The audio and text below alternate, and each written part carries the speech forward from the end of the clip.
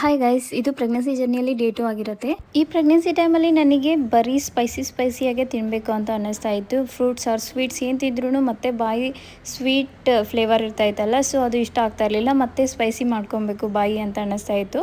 So last ಟೈಮೇ ಊರಿಂದ ಉಪ್ಪಿನಕಾಯಿ ತಗೊಂಬಂದಿದ್ದೆ. ಸೊ ಅದೆಲ್ಲ ಖಾಲಿ ಆಗಿತ್ತು, ಆಲ್ಮೋಸ್ಟ್ 2 ಮಂತ್ಸ್ ಆಗಿತ್ತು. ಮತ್ತು ನನ್ನ ತಂಗಿ ಕೈಯಲ್ಲಿ ಉಪ್ಪಿನಕಾಯಿ ತರಿಸ್ಕೊಂಡಿದ್ದೆ. ಸೊ ಅದಕ್ಕೆ ಒಗ್ಗರಣೆ ಹಾಕೋಣ ಅಂತ ಹೇಳಿಬಿಟ್ಟು ಒಗ್ಗರಣೆ ಹಾಕ್ತಾ ಇದ್ದೆ ಇವತ್ತು.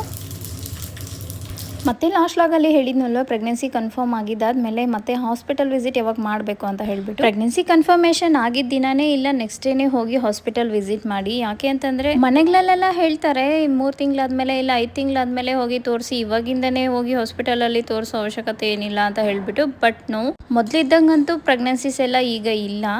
ಸೊ ನಾವು ಕನ್ಫರ್ಮ್ ಆಗಿದ ತಕ್ಷಣವೇ ಹೋಗಿ ಫೋಲಿಕ್ ಆ್ಯಸಿಡ್ ಟ್ಯಾಬ್ಲೆಟ್ಸ್ ಎಲ್ಲ ಸ್ಟಾರ್ಟ್ ಮಾಡ್ತಾರೆ. ಕೆಲವರೆಲ್ಲ 3 ತಿಂಗಳು ಇಲ್ಲ 4 ತಿಂಗಳಲ್ಲಿ ಹೋಗ್ತಾರೆ ಚೆಕಪ್ಗೆ. ಆವಾಗ ಕೆಲವರಿಗೆ ಬೇಬಿ ಹಾರ್ಟ್ ಬೀಟೇ ಫಾರ್ಮ್ ಆಗಿರಲ್ಲ, ಇಲ್ಲ ಬೇಬಿ ಗ್ರೋತ್ ಸರಿಯಾಗಿರೋದಿಲ್ಲ.